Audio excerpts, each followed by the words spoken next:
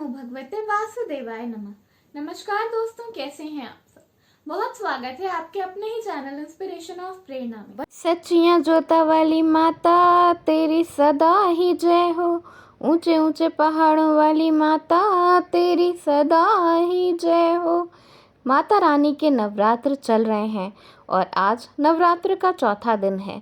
हम सब खुशी से झूम रहे हैं, हमारा मन खुशहाल है, हमारे मंदिर दिव्य हो गए हैं और हमारा घर खुशी उल्लास से भरा हुआ है।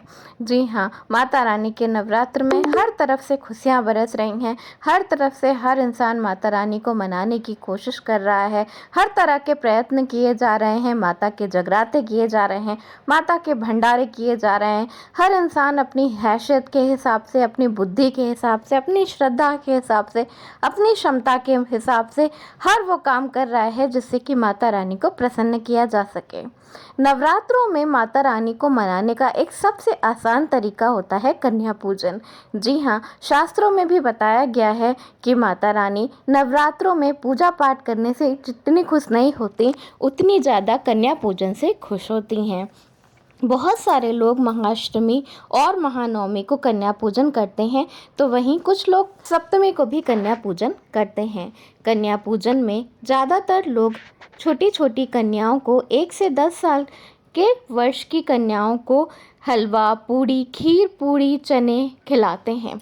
लेकिन क्या आप जानते हैं कि एक ऐसी चीज़ है जिससे छोटी कन्याओं को खिलाने से माता रानी अति शीघ्र प्रसन्न होती हैं। तो आज मैं आपको बताने जा रही हूँ एक बहुत ही साधारण सी चीज़ जो कि आपको बहुत ही आसानी से मिल जाएगी, जिसको कि किसी भी छोटी कन्या को खिला देने से आपकी हर तरह की समस्याओं का अंत हो जाएगा। आपके घर में माता रानी का स्थायी रूप से वास होगा, आपकी ज़िंदगी खुशियों से भर जाएगी और माता रानी आपसे खुश रहेंगी और आने वाला पूरा साल आपका खुशियों से भरा हुआ होगा। हलवा पूड़ी, खीर पूड़ी, बताशे, इसके अलावा एक बहुत ही ज़रूरी चीज़ है जो कि नवरात्र के दौरान हर छोटी कन्या को, जिसे भी आप नवमी पूजा में या अष्टमी पूजा में अपने घर बुलाते हैं, उसे ज़रूर खिलाना चाहिए। वो होता है नारियल। नारियल माता रानी को अति प्रिय होता है। नारियल, जिसे कि श्रीफल भी कहा जाता है, महालक्ष्मी को, महादुर्गा को अति प्रिय होता है। नारियल की पूजा करने से, नारियल पूजा में अर्पित करने से ऐसी मान्यता है कि पूजा सफल हो जाती है। वहीं नौ दुर्गा के दौरान या नवरात्रों के दौरान छोटी कन्या को नारियल भेंट करने से, नारियल खिलाने से माता लक्ष्मी, माता दुर्गा बहुत जल्दी प्रसन्न हो जाती हैं। तो इसके लिए आपको करना क्या है कि आपको बाज़ार से एक पानी वाला नारियल ले आना है। अगर आपको पानी वाला नारियल ना मिले तो आप सूखा नारियल या नारियल का गोला भी ले सकते हैं। आप जब नारियल अपने घर ले आएँ तो उसे धोकर शुद्ध कर लें और उसके बाद उसे तोड़ लें। स्त्रियों को और लड़कियों को नारियल कभी भी नहीं तोड़ना चाहिए। ऐसी मान्यता है कि नारियल एक बीज फल होता है और क्योंकि स्त्रियां और लड़कियां संतान को जन्म देती हैं, इसलिए कभी भी उन्हें नारियल की बलि नहीं देनी चाहिए। शास्त्रों में ऐसा बताया गया है कि नारियल हमेशा जेंट्स को या लड़कों को ही तोड़ने चाहिए, तो नारियल कभी भी लड़कियों को नहीं तोड़ने चाहिए। तो नारियल या तो आप बाज़ार से ही तोड़वा कर ले आएँ या फिर आप चाहें तो आपके घर में जो भी जेंट्स हों, आप उनसे वो नारियल तोड़वा सकते हैं। नारियल तोड़ने के बाद आप उसे माता रानी के चरणों पे रखें, माता रानी को अर्पित करें। उसके साथ साथ गौरी गणेश को भी नारियल ज़रूर अर्पित करें और नारियल के साथ साथ थोड़ी सी मिश्री या बताशे का भोग भी ज़रूर लगाएं। उसके बाद माता रानी के चरणों से वो नारियल उठाकर आप किसी भी छोटी कन्या को भेंट कर दें, उसे खिला दें। ऐसा करने से आपके समस्त दुखों का अंत होता है।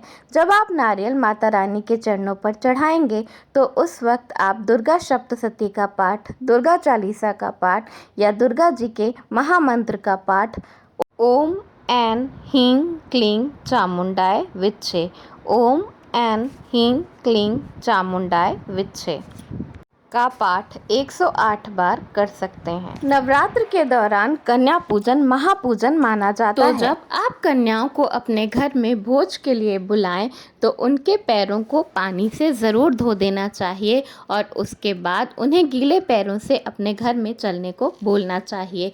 ऐसा करने से आपके घर में नौ दुर्गा पधारती हैं, आपके घर से हर तरह की नेगेटिविटी का अंत हो जाता है, आपके घर में पॉजिटिविटी आती है। इसी तरह जब आप कन्याओं को अपने घर पे कन्या पूजन के लिए बुलाते हैं तो उन्हें कोई ना कोई श्रृंगार का सामान अवश्य भेंट देना चाहिए। ऐसी मान्यता है, शास्त्रों में ऐसा बताया गया है कि छोटी कन्याओं को श्रृंगार का सामान भेंट देने से वो सामान सीधे माता रानी तक पहुंच जाता है। माता रानी उन चीज़ों को स्वीकार कर लेती हैं। कन्या पूजन करना बहुत ही शुभ माना जाता है। कन्या पूजन करना महापूजन माना जाता है। अगर आपने अपने घर में कलश की स्थापना की है या नहीं की है, या आप अपने घर में कन्याओं को बुलाकर उनको खाना खिलाते हैं, कन्या भोज कराते हैं या नहीं कराते हैं, फिर भी आप इस तरह से नारियल का पूजन करके किसी भी छोटी कन्या को नारियल दे सकते हैं। इसके लिए ये बिल्कुल ज़रूरी नहीं है कि आपने कलश की स्थापना की ही हो या आपके घर में आप कन्या पूजन करें।